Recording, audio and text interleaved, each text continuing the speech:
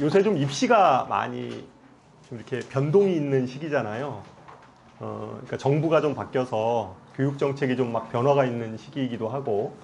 그래서 오늘 먼저 오늘 주제는 특목 입시 쪽인데요. 특목 입시 쪽인데 뭐 특목 얘기만 하지는 않고 요즘 어머님들 요새 가장 궁금하신 게 뭐예요? 제일 궁금하신 거. 예. 아, 수학이 어떻게 개편됐는지. 예, 그리고요, 또. 어느 고등학교를 선택해야 되나? 아, 고등학교 선택. 아, 그러니까 뭐 특목을 가야 되는지 아니면 일반고가 유리할지 앞으로 교육 정책에서. 또 뭐 다른 거. 내신 절대평가. 내신 절대평가. 같은 그거거든요. 그 다음에 또요. 지금 얘기하시는 게 이제 수학 앞으로 어떻게 바뀌는지, 그 다음에 뭐 특목인지 일반고인지, 뭐 어떤 것들이 더 유리한지, 그 다음에 내신이 절대평가로 갈지 상대평가로 갈지, 뭐 이런 얘기. 뭐 이런 얘기가 아마 요즘에 가장 어머님들이 궁금해 하시는 사안이고, 그랬을 때 이제 우리 아이가 내년이나 또는 그 후년에 어떤 고등학교를 좀 지원하는 게 유리할지, 뭐 이런 거잖아요, 사실은. 그래서 이제 주로 오늘 얘기가 그런 얘기입니다. 그래서 오늘 제가 하고자 하는 얘기들이 다 그런 얘기인데, 앞에는 전체적으로 보면 어머님들이 특목에 대해서 이렇게 특목고가 뭐 좋다 뭐 이런 것들은 많이 알고 계시는데, 실제 그런 학교들이 어떻게 준비를 해서 가는지 아이들이 뭐 이런 부분들에 대해서는 또 좀 정확하게 잘 모르시는 학부모님들도 많이 계시는 것 같아요. 그래서 앞에 내용을 왜 그럴까요?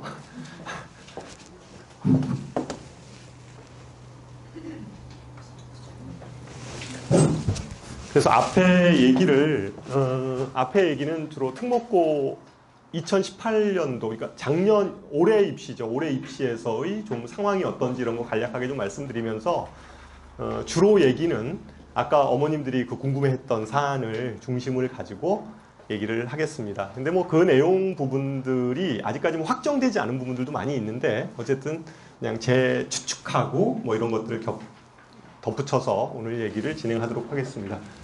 대략 한 시간은 한 1시간 좀 넘을 것 같아요. 1시간 좀 넘을 것 같고. 그리고 오늘 요 설명회가 끝나면 담임 선생님들이 아마 겨울방학 프로그램에 대해서 안내를 해주실 거예요. 그리고 혹시 저희 학원에 관심이 있어서 오늘 처음 오신 학부모님들은 3층에 올라가시면 거기 테스트실이 있어요. 그래서 거기에 계시면 상담을 해드리도록 하겠습니다. 그래서 오늘 뭐 처음 오셨는데 저희 학원에 대해서 궁금하신 분이 있으시면, 여기가 2층이거든요. 3층에 올라가면 그 안내데스크 쪽에 가면 그 테스트실에서 좀 대기하고 계시면 뭐 제가 올라가건 아니면 우리 특목센터장님이 올라가서 상담을 해드리건 어쨌든 상담을 해드리도록 하겠습니다. 이게 좀 직직거려서 좀 불안합니다. 첫 번째 얘기는 이 얘기부터 먼저 좀 할게요. 계속 왜 찍찍거리지? 이쪽에서 할까?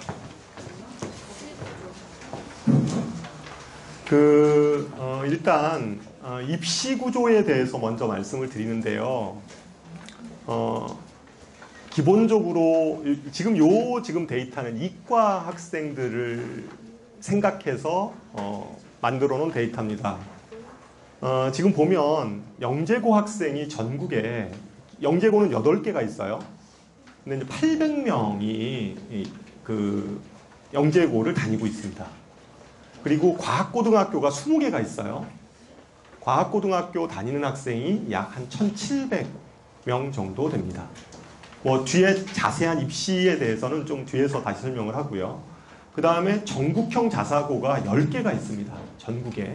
그러니까 전국을 대상으로 학생을 선발하는 이러한 자사고가 10개가 있는데, 거기에 입학 정원이 대략 한 3,000명 정도 돼요. 근데 제가 왜 2,000명이라고 적었냐면, 그 중에서 그 학교들은 대부분 이과형 학교이기 때문에 그냥 문과 학생들 그냥 퉁쳐서 1,000명 빼고 대략 그냥 한 2,000명. 그러니까 뭐 이렇게 정확한 데이터는 아닙니다. 그냥 구조를 알기 위해서 얘기하는 거니까.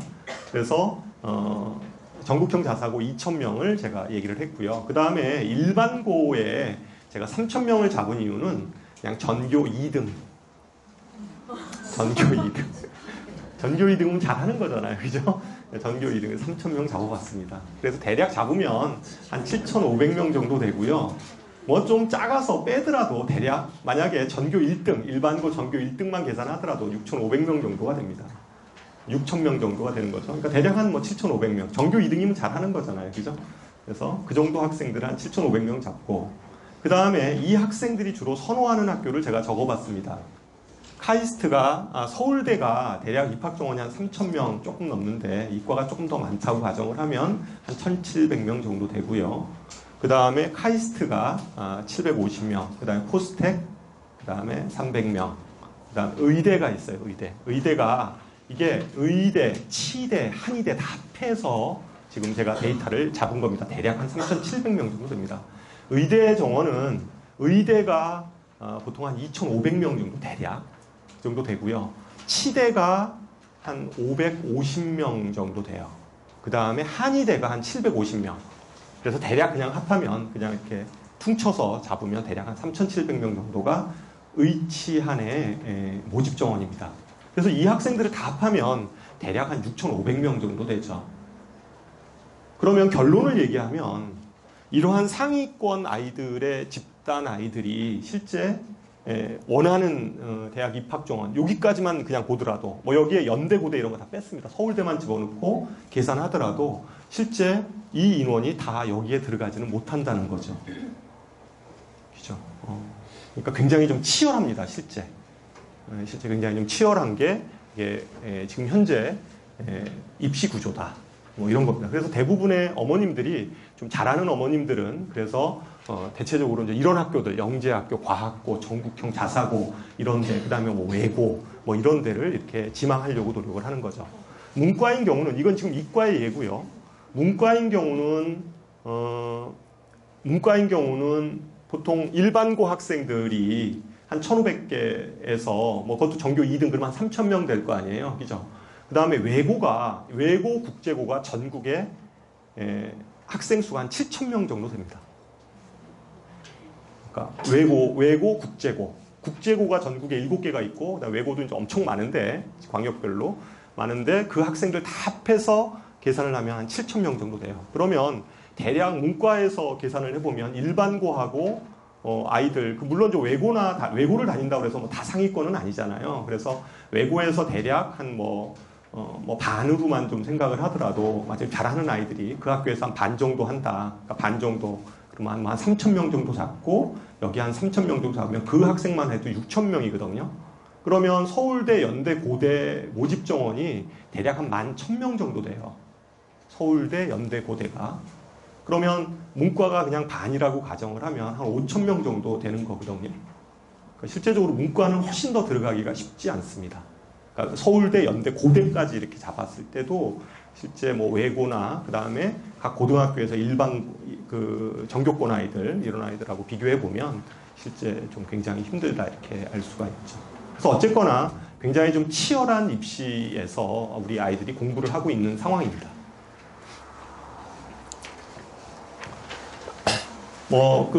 영재고에 대해서 먼저 말씀을 드리도록 하겠습니다. 이 얘기는 이제 어머님들한테 어떤 얘기를 제가 물어보냐면, 아이 진로가 어디 고등학교를 좀 가기를 원하세요? 그러면 이과 성향의 아이를 가진 학부모님들은 과학고등학교를 보내시겠다라고 말씀을 하세요. 우리 아이는 과고를 좀 보내려고 해요. 그러면 영재고 준비를 하셔야 되겠네요. 제가 이렇게 얘기를 하잖아요, 어머니한테. 아니에요. 우리 아이는 영재는 아니고요. 우리 아이는 과고를 보낼 거예요. 이렇게 얘기를 하세요. 근데 그 얘기는 틀린 얘기입니다. 그러니까 영재가 아니니까 영재고는 아니고 그래서 과고를 보낸다. 물론 영재고 입시하고 과고 입시는 다릅니다. 그러니까 선발 방법이 좀 달라요. 그러니까 뭐가 다르냐면 딱 다른 점은 영재고는 지필고사를 봅니다. 근데 과학고등학교는 실제적으로 지필고사가 없어요. 그러니까 그 차이거든요. 그런데 현실은 어떻게 되냐면 영재고가 보통 입시가 다 끝나는 게 7월이면 다 끝납니다. 영재고 입시는 영재고는 특목고가 아니에요. 영재고는 특목고가 아닙니다. 영재고는 영재교육 진흥 특별법에 의해서 만들어진, 그 법령에 의해서 만들어진, 그러니까 교육부 소속이 아니에요. 영재고는. 그래서 영재고는 어쨌든 5월 달에 2차 지필을 보고 최종 합격이 다 끝나는 시점이 7월입니다. 7월 달에 아이들이 다 끝나고 나면 거의 영재고에 지원하는 아이들이 대략, 그러니까 여기에 보면 뭐 지원율 이렇게 나와 있는데 이건 좀 다 허수입니다. 13대 1 이렇게 나와 있는데 이건 허수고요. 왜냐하면 이게 왜 허수냐면 아이들이 처음에 지원할 때는 여러 개를 지원을 해요.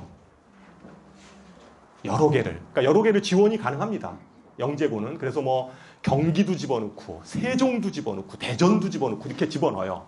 이렇게 집어넣으면 거기에 그 1차, 그게 1차라고 얘기하는데 서류를 가지고 아이를 이제 우리 학교에 시험 보러 와 이렇게 이제 발표를 해요. 그러니까 2차 넌 대상자야. 2차 지필 시험을 보러 와. 이렇게 하면 그 대상이 여러 개에서 이렇게 걸릴 수 있어요. 예를 들어서 뭐 경기에서 뭐 자기를 부를 수도 있고 뭐 세종 이렇게 여러 개 부르면 최종 2차 지필은 다 똑같은 날 봅니다. 그래서 아이들이 똑같은 날 가서 시험을 보는 거예요. 그러니까 하나를 이렇게 시험을 보게 돼 있어요. 그러니까 뭐 경기도 봤다가 세종도 봤다가 이거는 불가능합니다. 그래서 2차 지필 지원율을 보면 그게 좀 정확한 숫자거든요.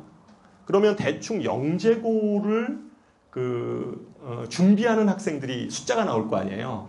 제가 계산해 보니까 한 6천 명 정도 됩니다. 전국에.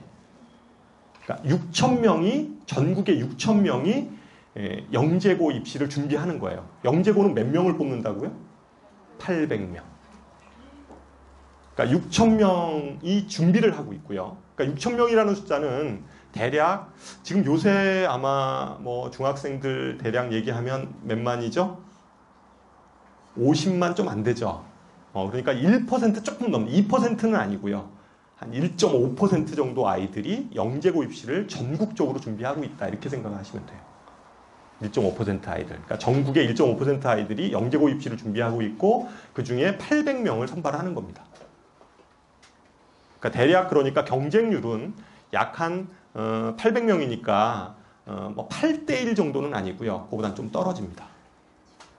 그보다는 그러니까 그냥 평균으로 얘기하면 8,000명이 그러니까 6,000명이 준비한다고 했을 때 8대 1 정도는 아니고 그 정도 된다. 이렇게 생각하시면 되고요. 그리고 뭐 학교에 대한 구체적인 어떤 요강이나 이런 건 이번 주 토요일 날 영재고 입시 설명회가 따로 있으니까 그때 다시 설명을 하도록 하겠습니다. 지금 오늘 제가 설명하는 거는 그냥 대충 입시에 대한 그 좀 흐름이 어떻게 되는지를 지금 보여드리기 위해서 제가 설명을 하고 있는 겁니다. 그래서 뭐 지원율은 그렇다. 그 다음에 이제 영재고 입시에서 떨어지면 그 다음에는 과학고등학교를 대부분의 아이들이 과학고등학교를 지원을 합니다. 왜 영재고 떨어진 아이들이 과학고를 지원하면 유리하냐면요. 과학고등학교는 1차 때 서류를 가지고 뽑습니다. 그죠? 그러니까 서류의 내용은 주로 자소서하고, 그 다음에 추천서하고, 그 다음에 뭐 그 수학하고 과학, 이 두 가지 성적을 중점적으로 봅니다. 그러니까 실제 반영하는 부분들은 뭐 다른 성적도 볼 수는 있는데요. 주로 수학과학에 대한 우수성을 좀 많이 평가를 하고, 그 다음에 학교 추천서, 담임선생님들 추천서라든가, 뭐, 그 다음에 자기소개서, 이것을 가지고 1차 선발을 하고요. 2차는 과학고등학교는 지필을 보지 않고 캠프를 들어갑니다. 근데 캠프를 들어가면 캠프를 들어가서 시험을 봐요. 그러니까 영재고는 따로 아예 지필고사가 정해져 있는 거고요. 과학고는 지필고사를 안 보는 대신에 캠프를 들어가면 봅니다. 시험을 봐요. 그리고 심층 면접을 봐요. 그러니까 근데 캠프를 들어가서 보는 시험, 그 다음에 그 심층 면접 이런 것들이 거의 경시 수준의 문제들인 거예요. 그래서 그러한 공부를 준비한 학생이 훨씬 유리하다는 거죠. 그럼 경시 준비를 한 학생들이 주로 어떤 아이들이에요? 영재고를 준비하는 아이들이 경시 준비를 했던 아이들이거든요. 그러니까 그런 아이들이 수학과학 쪽으로 유리할 수밖에 없습니다. 그래서 대부분이 영재고에서 떨어진 아이들이 과고를 또다시 준비를 하는 거예요. 물론 영재고 떨어져서 과고 쪽으로 안 가고 그냥 전국형 자사고 쪽이나 뭐 이런 쪽으로 가는 학생들도 있어요. 물론. 근데 대부분은 한번 이렇게 과학고를 조건이 되면 내신 성적이 좀 되고 좀 그러면 다시 한번 도전을 하는 그러한 경향을 띠고 있습니다. 과학고는 특목고기 때문에 특목고는 다 광역 단위로 지원해야 돼요. 그러니까 우리는 지금 여기 어머님 서울 사시는 분 오신 분 없으시죠? 다 이제 분당에 대부분이 산다고 가정을 하면 그리고 경기도 쪽에 산다고 한다면 경기도 쪽에서 지원할 수 있는 고등학교는 경기 북구하고 하나입니다. 그러니까 다 광역 단위별로 이렇게 지원을 할 수 있어요. 서울은 서울 지역만 할 수 있습니다. 서울은 좀 인구수가 많으니까 과학고가 2개입니다. 그죠? 인천도 2개죠. 인천광역시니까. 뭐 이렇게 2개짜리도 있고. 근데 뭐 경북이나 이런 데는 과학고가 이렇게 2개가 있어요. 인원수가 많으니까. 그런데 경기도는 하나입니다. 경기 북가고. 100명 선발하고, 그 다음에 물론 저 사회 배려자라고 그러죠. 그러니까 그런 학생들 대략 한 10%나 20%를 더 정원 외 더 선발을 하기도 합니다. 그래서 어쨌든 이 인원에 대한 부분은 이렇고, 대략 경쟁률은 경기북가고 같은 경우에 한 7대1 정도? 7대1 정도. 센 편이죠. 그 정도의 경쟁률을 갖게 됩니다. 올해 2018학년도 올해 데이터입니다. 그러면 영재고나 과고에 합격을 하면 이 학생들이 보통 진학을 어디를 하냐 이런 거예요. 영재고나 과고를 들어가면 영재고 과고 아이들은 수능 준비를 하지 않습니다. 그러니까 수능 공부를 하는 아이들이 아니에요. 이 아이들은. 다 대학은 뭘로 가요? 수능으로 가는 게 아니라 수시로 갑니다. 그러니까 고등학교에 들어가면, 영재고나 과고에 들어가면 주로 대학교에서 하던 그런 실험 중심, 연구 중심의 수업을 하게 되죠. 그러니까 들어가면 뭐 하여튼 훨씬 아이들이 자유롭게 공부를 합니다. 이렇게 암기하는 이런 수능 이런 공부 안 해도 되죠. 들어가기만 하면 어쨌든. 그래서 이 학생들의 대부분들은 주로 서울대, 카이스트, 포스텍 이 학교에 집중되어 있습니다. 물론 영재고도 영재고의 레벨이 있어요. 그죠? 영재고 중에서 가장 센 데가 서울 영재고고요. 순위가 대략. 그 다음에 뭐 경기, 한과영 요게 이제 비슷하고요. 그 다음에 이제 쭉 있어요. 뭐 대전 뭐 이렇게 주로 설립 순서대로 이렇게 경쟁률이 좀 있는 편인데요. 어쨌든 가장 센 데는 서울과고고, 서울과고 같은 경우는 그러니까 서울 영재고죠. 서울 영재고 같은 경우는 뭐 엄청나게 가죠. 거의 뭐 107명 중에 61명이 뭐 이렇게 보낸다. 뭐 한 130명 정도 되죠. 130명 중에서 61명이 서울대를 가고 이러니까. 그죠? 뭐 반 이상이 뭐 이렇게 간다는 거잖아요. 그래서 어쨌든 간에 그렇고, 여기에 그러면 왜 뭐 세종이나 인천 영재고 들어봤죠. 근데 그런 데가 왜 빠져 있냐? 걔네들 입시 결과는 올해 나옵니다. 그러니까 작년에 대전과고가 없었는데, 대전과고 같은 경우에 작년에 서울대가 48명 보냈거든요. 많이 보냈죠. 대전이 한 100명 중에 반이 서울대 갔으니까 많이 보낸 겁니다, 실제. 근데 이제 세종하고 인천은 올해 졸업생, 첫 졸업생이 나와서 그 아이들의 입학 성적이 어떻게 되는지가 아마 올해 보면, 아마 내년 한 3월 정도 되면 서울대 입학 다 끝나면 아마 그때쯤 되면 아마 발표가 되지 않을까 이렇게 생각이 듭니다. 그래서 어쨌든 대부분의 아이들은 서울대, 그 다음에 카이스트, 포스텍 이런 데를 주로 갑니다. 여기서 뭐 지스트, 디지스트 이런 것들도 다 과학기술원입니다. 과학기술원을 얘기하는 겁니다. 대구에 있는 거고요. 지스트 광주에 있습니다. 광주 과학기술원. 다 뭐 카이스트 같은 그러한 과학기술원입니다. 이런 데를 주로 아이들이 영재고나 과고에 나온 아이들은 다 이런 쪽으로 이제 진학을 한다. 이렇게 볼 수 있고요. 그 다음에 이제 전국형 자사고가 있습니다. 전국형 자사고는 10개가 있는데요.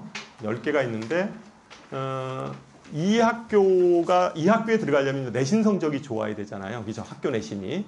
대부분, 그래도 전국형 자사고, 여기에 있던, 우리 이 지역에서는, 어쨌든 여기는 특목고잖아요. 이건 전국형이니까, 전국형 자사고니까 다 지원을 할 수가 있습니다. 요 경우는. 원래 특목고는 광역 단위로만 지원을 하게 돼 있는데, 요 학교, 10개 학교만 예외입니다. 전국으로 선발할 수 있는 인원들이 있어요. 그래서, 우리 지역에서 좀 인기 있는 데는 이제 외대부고죠. 외대부고가 전국으로 선발하는 게 196명. 나머지 인원은 다 어떤 걸로 선발해요? 지역으로 선발하는 거죠. 지역 선발로. 용인 지역에 살면 좀 훨씬 유리하죠. 지역 선발하고, 그다음에 뭐 그 뭐 사회적 배려자 뭐 이런 전형에도 또 뭐 인원이 있고 대략 한 용인이 한 350명 정도 전체 정원을 보면 그 정도 되는데 어쨌든 전국으로 선발하는 인원은 196명입니다. 그래서 뭐 경쟁률은 작년보다는 좀 떨어졌어요. 올해 전체적으로 작년보다는 올해 지원율이 좀 떨어졌습니다. 전체적으로 지원하는 경쟁률은 좀 떨어졌어요. 그런데 어쨌든 간에 뭐 이런 학교들 있죠. 여기 이렇게 좀 상위권에 이렇게 랭크돼 있는 뭐 외대부고라든가 뭐 이런 데를 가려고 하면 뭐 올해이라는 건 아시잖아요. 그죠? 내신 성적에 B 있으면 좀 곤란하다. 그죠? B 있으면 안 되고 좀 다 주요 과목에 있어 다 A여야 되죠. A여야 되고 민사는 좀 그렇진 않아요. 민사는 B가 있어도 1차는 다 통과를 하는 것 같아요. 2차가 워낙 세서 여기는 민사고는 2차 면접이 굉장히 좀 어렵습니다. 그래서 그 부분이 당락을 결정하기 때문에 실제 1차 때 웬만하면 다 그냥 통과시킵니다.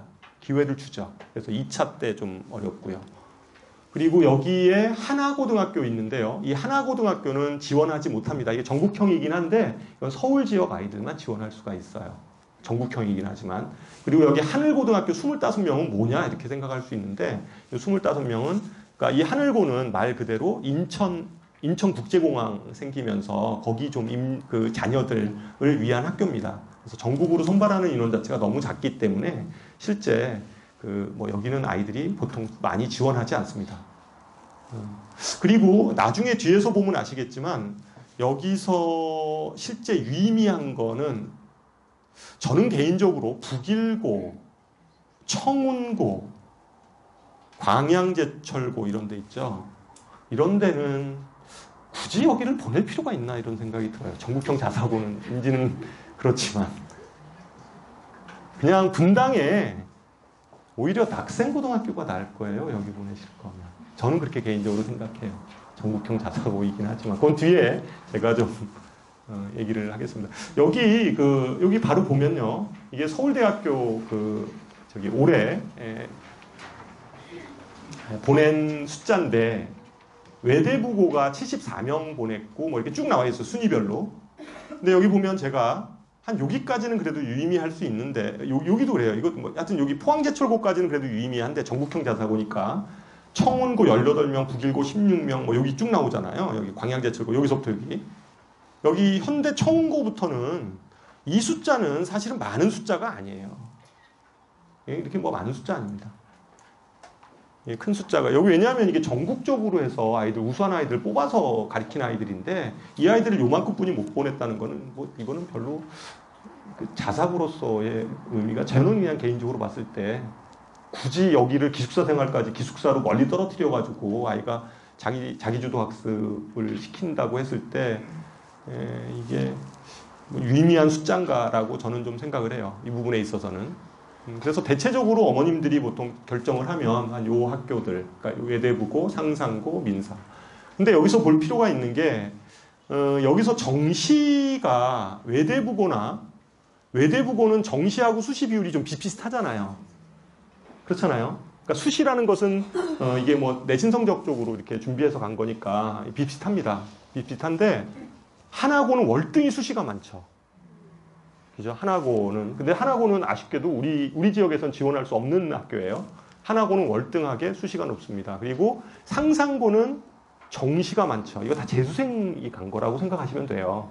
재학생이 갔기보다는 좀 재수생 쪽에서 많이 간 거다. 이거 재수 많이 하는 학교죠, 실제. 민사고 보세요. 민사고는 수시가 많잖아요. 그죠? 학교 프로그램 자체가 여기도 이제 그런 프로그램이라고 보시면 돼요. 그러니까 이런 것들이 그냥 요 숫자 개로만 보지 말고 수시가 더 많냐. 지금은 우리가 학생부 종합전형 이런 얘기 많이 하잖아요. 그러면 수시가 많이 가는 학교.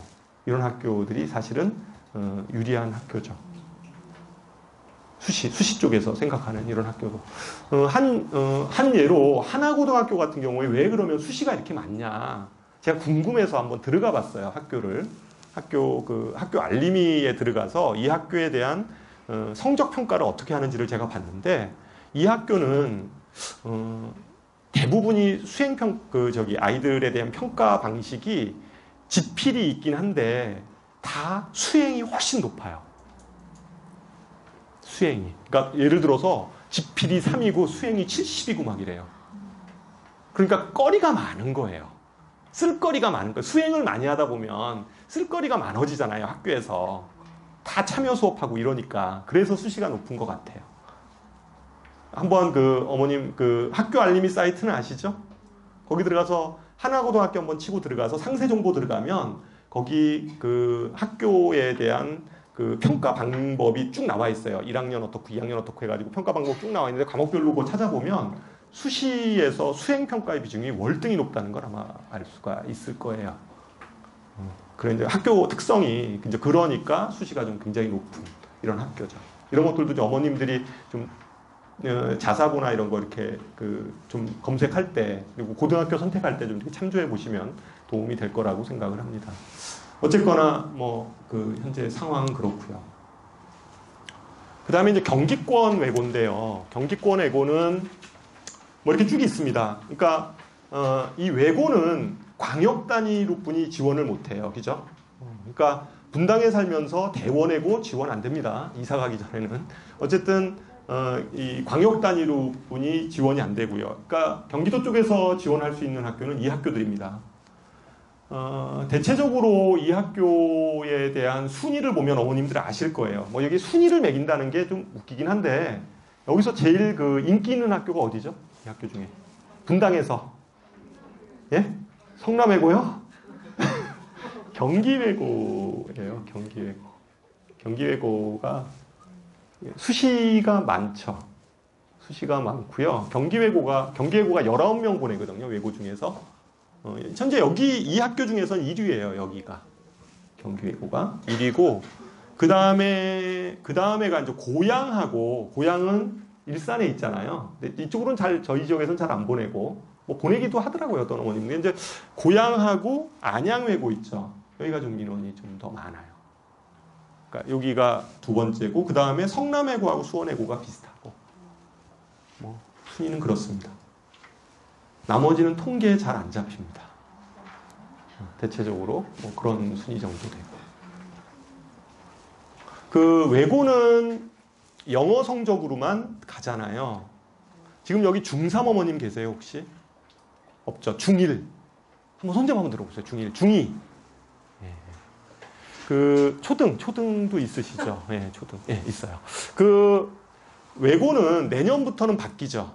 그죠? 내년부터 원래는 외고는 어떻게 진학을 했어요? 2학년 성적은 A, B, C, D 그 성취평가로 했고 3학년 성적은 등급으로 했는데 내년부터는 모두 다 뭐로 바뀌어요? 그냥 성취평가로 바뀌죠. 다 A, B, C, D로 바뀌어요. 그럼 A하고 B하고의 점수차가 몇 점이에요? 4점이에요. 내년에 제가 보기에는 무조건 A여야 돼요. 여기에 지원하려면 일단 1차적 조건이 1차 통과하려면 2학년, 3학년 영어 성적은 무조건 다 A여야 된다. 그죠?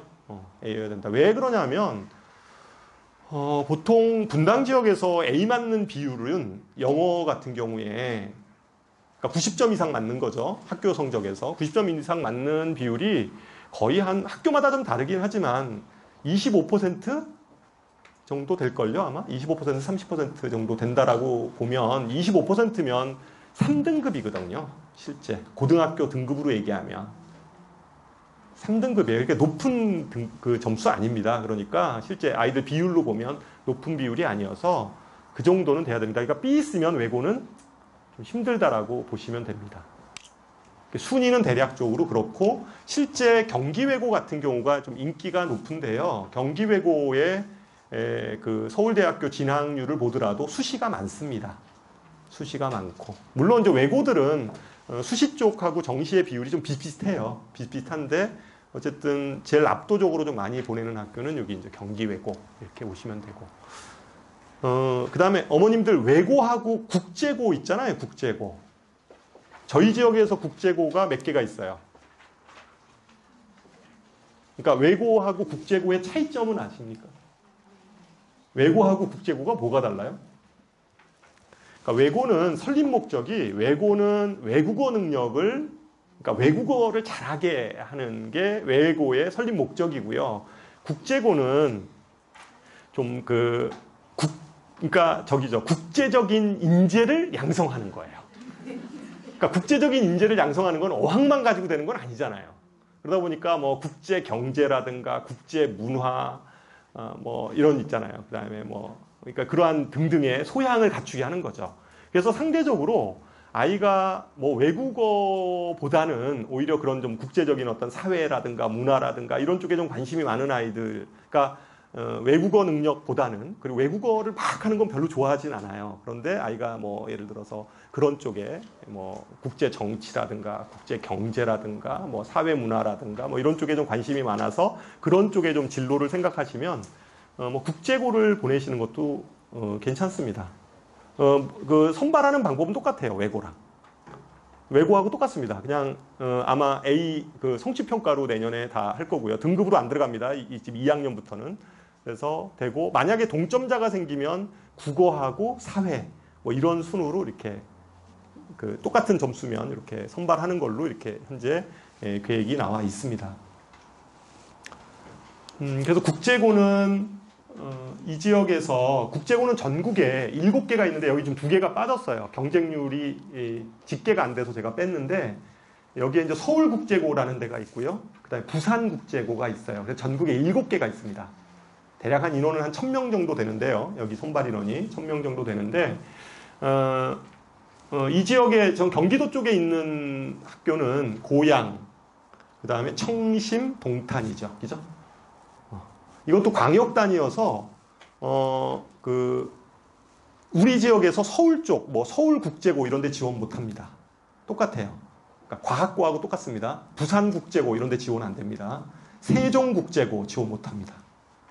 광역 단위별로 지원할 수밖에 없다. 이렇게 좀 아시면 되고요. 그래서 지금까지 제가 특목에 대해서 전체적으로 한번 봤어요. 특목에 대해서 봤고, 뭐 국제고들은 아까 국제고는 비슷합니다. 그냥 외고하고 좀 비슷합니다. 그냥 뭐 서울대에 대한 입학생 수를 보면 학교 분위기를 좀 볼 수가 있는데, 좀 뭐 외고랑 좀 비슷하다 이렇게 보시면 되고. 지금부터는 분당 지역 일반고를 말씀을 드리도록 하겠습니다. 고등학교에 대해서 제가 한번 쭉 지금 말씀을 드리고 있는데, 낙생고등학교가 전국 34위 고등학교입니다. 이 전국의 34위라는 것은 일반 고등학교 기준에서 34위가 아니라요, 영재고, 과고 다 합해서, 그러니까 전국형 자사고까지 다 합해서 서울대 입학생 수 기준으로 봤을 때 이런 거예요. 서울대 입학생 수 기준으로 봤을 때 전국 34위예요. 이 학교가. 그러니까 어떻게 보면 뭐 자사고는 아니지만 거의 자사고급이다 이렇게 생각을 하시면 돼요. 일반고죠 이건. 뭐 이렇게 애들을 그냥 뺑뺑이로 뽑는 거잖아요. 쉽게 얘기하면. 그런데 여기가 이 학교가 그렇습니다. 서연고가 73위, 분당고 뭐 똑같고요. 그다음에 중앙고 92, 뭐 이렇게 쭉 돼 있어요. 100위 학교 이게 일반 고등학교의 100위가 아니라 뭐 서울 예고부터 시작을 해서 용인 뭐 하여튼 등등 다 합해서, 과학고등학교 이렇게 다 합해서 어쨌든 서울대에 대한 입학생 수에 대한 순위를 매기면 이 학교들이 이제 그런 학교죠. 그러니까 상위권들이 굉장히 밀집되어 있는 학교라고 보시면 되고, 굉장히 치열하죠, 실제. 그러니까 아까 제가 뭐 좀 약간 과하게 좀 표현을 했지만, 그 김천고등학교 뭐 이런 데 있잖아요. 전국형 자사고. 그런 데하고 이런 학교하고 뭐가 다를까? 뭐 이런 데. 물론 거기보다는 훨씬 더 중위권이나 이런 쪽이 훨씬 더 높은 건 맞겠죠. 거기 아이들은 선발해서 뽑았으니까. 그렇긴 하지만 상위권 위주로 우리가 생각을 해보면 별로 뭐 사실은 그렇다는 거죠. 그래서 일반고등학교 어쨌든 전체 순위는 이렇게 돼서 지금 보면 뭐 순회, 한솔 이런 데 이렇게 쭉 보면 그래도 한 3명 이상 이렇게 쭉 학교에서 보내고 있습니다. 그런데 그러면 어머님들 생각하기에 이런 일반고등학교하고 특목하고의 학교 분위기가 어떤가에 대해서 굉장히 궁금하실 거예요. 실제 이게 어느 정도 경쟁의 순위냐, 그리고 여기 고등학교 사이에서도, 그러니까 낙생고등학교하고 순회고등학교하고의 실제 그 학교 분위기가 어떤지에 대해서 어머님들이 그냥 듣기는 했을 거예요. 아마 듣기는 했을 텐데 실제 아이들에 있어서의 이 경쟁에 대한 강도가 어느 정도 되는가에 대해서 한번 제가 표를 만들어 봤습니다. 좀 작죠? 어쩔 수가 없습니다. 이거는 좀 안 보이실 거예요, 뒤에는. 그래서 그냥 거기 표 있죠? 보이시죠? 그래서 제가 좀 천천히 설명을 해볼게요. 제가 이거는 고등학교 1학년입니다. 고등학교 1학년 1학기 성적을 가지고 만든 표입니다. 그래서 수학만 있는 게 아니라 국어, 영어, 다, 과학, 사회, 수학, 이렇게 다 집어넣어서 만들었고요. 이 표에 대한 이 표는 그럼 어디서 났냐? 각 학교 알림이에 들어가서 그 학교에 있는 데이터를 제가 다 적어서 만든 표입니다. 근데 여기서 보면요, 여기 낙생고등학교 아까 전국 34위 이렇게 얘기하는데 이 학교를 한번 보세요. 국어가 요게 평균입니다. 83.1이. 그러니까 요게 평균이고요. 요게 표준 편차예요. 그러니까 여기 두 칸이 있잖아요. 근데 좌측에 있는 게 평균이고 우측에 있는 게 표준 편차입니다.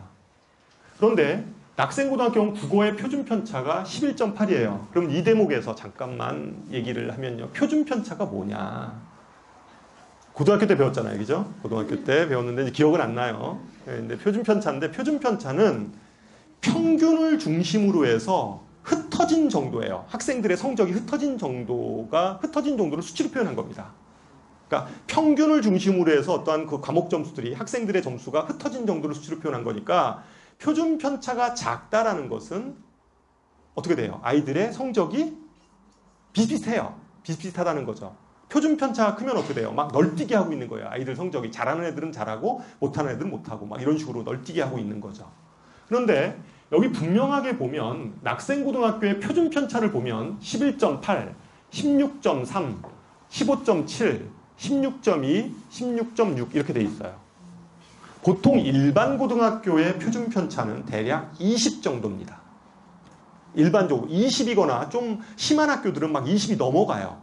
22, 23 이렇게 되죠. 그런데 이 학교를 보면 표준 편차가 작다는 걸 알 수가 있습니다. 물론 이 통계만 가지고는 사실은 이 학교 학생들의 분위기를 정확하게 진단할 수는 없습니다. 그런데 분명한 거는 아마 어머님들 그 학교 알림이 사이트, 학교 알림이라고 이렇게 네이버나 이런 데 치면요. 학교 알림이 그러면 떠요. 그런데 들어가면 거기 상세 정보 이렇게 나와 있어요. 그러면 상세 정보 들어가면 지역을 설정하게 하고 있고 그다음에 이렇게 검색하면 분당에 있는 중학교, 초등학교 다 떠요. 그럼 그거 하나 클릭해가지고 또 상세 정보로 들어가면 각 학교에서 올려놓은 이런 데이터가 있습니다. 다 있어요. 그러니까 어떻게 우리 학교는 학생들을 평가할 거고 그 다음에 1학기 성적이 어떻고 이런 게 전 과목 점수가 다 나와 있습니다. 다 들어가면 나와 있어요. 학교 알림이 사이트 들어가면. 그러니까 거기를 보면 A가 몇 명인지 몇 퍼센트인지 B가 몇 퍼센트인지까지 나와 있어요. 그러니까 90점 이상이 몇 퍼센트 80점 이상이 몇 퍼센트 이런 게 다 나와 있어요. 그렇게 다 공시하게 돼 있습니다. 그죠? 좋은 세상입니다. 그래서 어쨌든 그게 다 공시가 돼 있는데 이 학교 낙생고등학교를 가보면 주로 D쪽 있잖아요. D쪽 50점 이하 이쪽 아이들은 많지 않아요. 그러니까 많지 않고 오히려 B 이 정도 C 이런 쪽에 많이 밀집돼 있으면서도 표준 편차가 굉장히 작은 학교죠. 굉장히 경쟁이 치열한 학교고 상위권 아이들이 밀집되어 있다는 걸 알 수가 있어요. 그러니까 고등학교 선택할 때 그냥 단순하게 옆집 아주머니의 얘기를 이렇게 귀담아 듣는 것보다는 들어가서 찾아보시면 알 수 있어요. 그러니까 원하는 고등학교가 있을 거잖아요. 예를 들어서 우리 아이가 국어를 못해요. 국어를 못해요. 그러니까 수학, 과학은 너무 잘하는데 국어를 못해요. 그러면 국어가 너무 센 학교에 들어가면 아이가 내신 관리하기가 어려울 거 아니에요. 그렇잖아요. 한 예로 중앙고등학교 한번 볼까요? 중앙고등학교 12.2예요. 국어가. 다른 학교에 비해서 물론 낙생도 그렇다고 치지만 중앙도 그렇게 만만치 않거든요. 영동여고 11.7이에요. 물론 여기는 여학생들이니까 이제 그럴 수 있다고 치더라도 중앙고 이래요. 12.2예요. 그죠? 이런 학교들이 있어요. 이런 학교들은 실제 평균도 그렇고 이런 학교를 보면 이게 좀 만만한 학교가 아니다라는 것들을 물론 이제 그해 아이들이 지원이 좀 다를 수는 있는데 학교 분위기를 분명히 읽어낼 수 있는 지표들이죠. 여기도 중앙고등학교도 보면 표준 편차가 비교적 다 낮습니다. 13.8, 15.3, 18.3 이렇죠. 반대로 어머님들이 알고 있는 분당에 좀 이렇게 아이들 공부 좀 애들 편차 많은 학교가 어디죠? 잘 모르세요? 순회고. 왜 순회고는 한번 제가 이 얘기 잘못했다가 학교에서 항의 전화를 받아서 빨리 동영상 내리라고. 근데 어쨌거나 이건 제가 얘기한 게 아닙니다. 어머님들이 얘기했어요. 자, 이게 순회고등학교인데 순회고등학교 보세요. 여기 보면 국어가 18, 수학 24.8, 영어 24.7, 과학 22.5, 사회 22.2. 아마 여기에다가 좀 더 그 학교의 A, B, C, D를 보면 D의 아이들이 많이 밀집되어 있다는 것도 알 수 있을 거예요. 학점 A, B, C, D를 했을 때 이제 그런 것들을 우리가 분석할 수 있다라는 거죠, 실제. 여기 근데 여기서 좀 의아스러운 게 이제 대진고등학교 지표인데요. 대진고등학교 지표를 보면 국어 18.7, 그 다음에 수학 21.9, 뭐 이렇게 쭉 돼 있어요.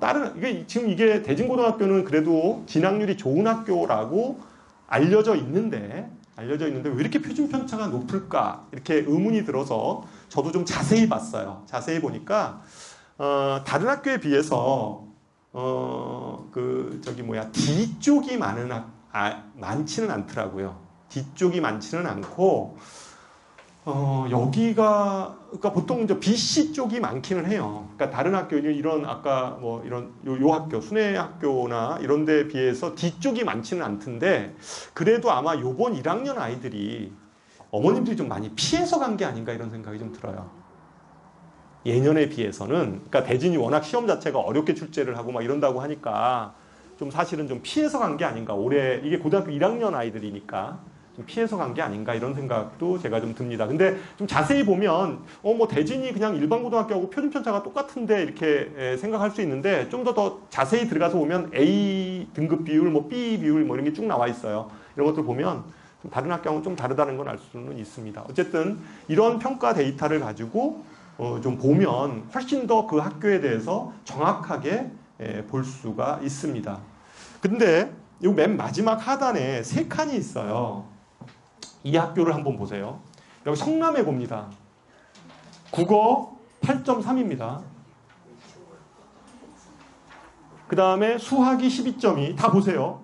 이게 외고나 이런 데 보면 표준 편차가 엄청 났습니다. 여기 보세요. 경기 외고를 보면 밑에 있긴 하지만 영어가 얼마예요? 1.9예요. 표준 편차가. 다른 학교는 20인데 여기는 1.9라는 얘기예요. 근데 평균이 얼마예요? 97.4예요. 영어가. 그러니까 어머님들 생각할 때 이 학교에 가면 그렇잖아요. 평균이 97.4고 표준 편차가 1.9예요. 그러니까 97.4점에 애들이 그러니까 하나 틀리면 뭐 하여튼 거의 뭐 5등급, 4등급 된다는 얘기죠. 얼마나 아이들이 치열하겠어요. 뭐 외대보고 다 마찬가지. 5.7, 10.2 뭐 이렇게 보세요. 표준 편차 평균하고. 그러니까 이런 특목이나 자사고를 준비하신다고 생각하면 어머니들이 분위기만 생각하지 말고요. 가서 아이가 버텨야 됩니다. 그렇잖아요. 가서 깔아주면 뭐하러 여기를 보내요. 그러니까 그 경쟁력이 있어야 돼요. 그죠? 그러니까 들어가는 게 중요한 게 아니라 들어가서 버텨낼 근력을 키워야 되는 거죠. 그러니까 공부 근력을 키워야 되는 거죠. 아이가. 그 정도 되는 아이들이 가야 되고. 그렇잖아요. 어쨌든 전국에서 모이거나 하여튼 그래도 어쨌든 성남이나 경기 같은 경우는 뭐 굉장히 낮죠. 2.6, 7.9, 1.9, 7.9, 8.4 이렇잖아요. 평균이 낮은 것도 아니잖아요. 평균은 거의 대부분 80점대 뭐 중후반 정도가 평균이 나오면서 표준 편차는 거의 한 자릿수인데 한 자릿수도 9가 아니라 뭐 5, 6 사이에 있는 이런 학교라는 거죠. 실제 분위기가. 그러니까 수시로 뭐 애들 서울대 같은 경우에 뭐 10몇 명씩 이렇게 보내는 거예요. 학교에서도 그런 것들은 이제 보는 거죠. 이런 거 다 학교에서 다 봐요. 학교에서 이 학교 분위기가 어떤지, 뭐 이게 표준 편차가 어떻게 되는지 이런 거 다 들어갑니다. 다 이거 집어넣어서 다 계산해 보죠. 다 봐요. 다. 입학사정관들이 뭐 다 봐요, 이런 거. 다 봐서. 그리고 뭐 그 해에 그 학교의 그 수능 성적, 분포 이런 거 다 보죠. 여기 재학생들의 그 졸업생들 있잖아요. 수능 성적이 어떤지 이런 거 다 봅니다. 학교에서의 특활사항 이런 것들이 어떤지 이런 거 다 보죠. 그래서 어쨌든 우리가 뭐 일반고도 마찬가지고요. 일반고도 이제 요 차이들이 있는 거죠. 학교 분위기가. 학생이 세다라는 게 이제 수치상으로 이렇게 보여지는 거죠. 뭐 중앙 이런데 이렇게 이게 과학중점 학교잖아요. 그런데 세죠. 좀 다르잖아요. 다른데. 분당도 아까 거기 분당도 있었잖아요. 그러니까 분당도 보면 다른 학교하고 좀 차이가 있죠. 어쨌든 20보다 좀 작아요. 15 뭐 이렇게 되죠. 학교 분위기들을 좀 이러한 표들을 보면서 A, B, C, D 분포 이런 것들을 보면 학교 분위기를 좀 분명히 볼 수가 있다. 뭐 이런 것들을 좀 파악해 보면 되겠습니다. 그래서 뭐 특목고에 대한 뭐 올해 입시하고 그 다음에 고등학교 선택할 때 이런 것들의 자유들을 좀 참조하시라는 게 제 얘기입니다. 자, 이제 지금부터는 그러니까 이제 아까 어머님들이 궁금해하셨던 사안들입니다.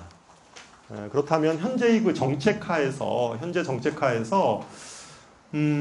그 일반고를 선택하는 게 좋으냐, 특목고를 선택하는 게 좋으냐, 뭐 이런 부분에 대한 부분인데 일단 결론부터 좀 얘기를 하냐면요. 지금 가장 관건이 되는 게 뭐죠? 교육 정책에서 고교학점제잖아요, 그죠? 그러니까 이게 어제도 아마 신문에 이제 계속 나오는데.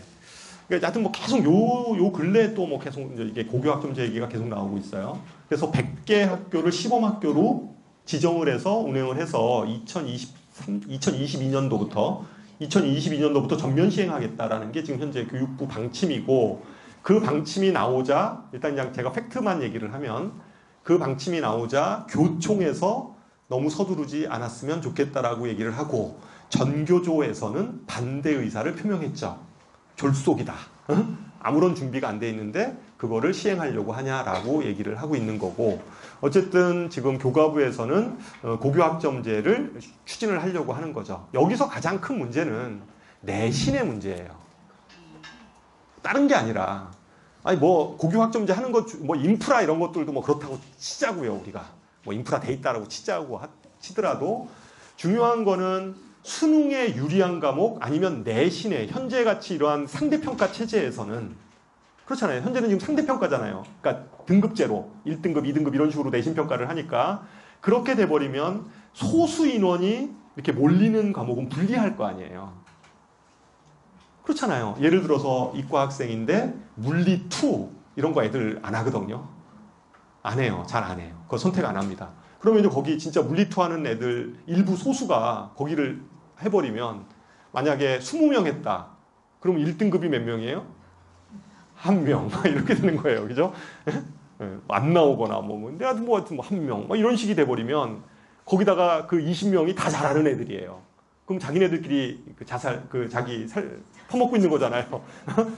살 퍼먹고 있으니까 서로 이제 그러고 있는 거니까 실제. 그러니까 이게 고교학점제가 제대로 안착이 되려면 전제 조건이 뭐예요? 절대평가가 돼야 돼요. 그런데 이 절대평가 문제가 또 뭐하고 연결이 돼 있어요? 특목고하고 연결이 돼 있어요. 절대평가가 되면 특목고가 유리해요? 일반고가 유리해요? 당연히 특목고 자사고가 유리하죠. 이게 교육정책하고 지금 안 맞는 거예요. 그렇잖아요. 이게 교육정책하고 안 맞으니까 이거를 성취평가제로 그냥 바꾸자니 다시 자사고나 특목이 확 살아날 것 같고 이래 보니까 어떻게 하지를 못하는 거죠. 그렇잖아요. 이게 지금 이게 딜레마예요. 요 부분이 지금 가장 핵심입니다. 사실은 얘기의 핵심은. 그런데 그러면 사실은 그러면 다시 한번 또 생각해 보자고요. 내년부터 자사고나 뭐 특목고 지원하는 거를 일반고하고 똑같이 선발하겠다 이 얘기잖아요.